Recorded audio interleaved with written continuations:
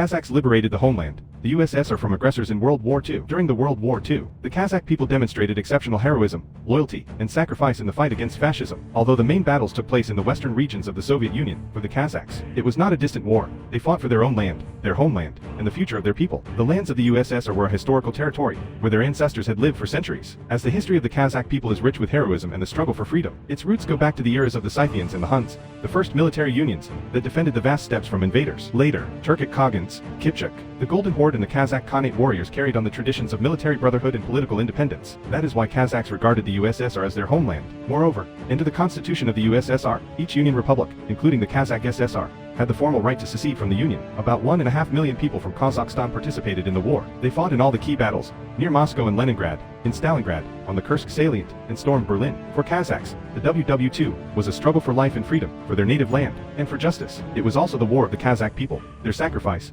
their valor, and their victory.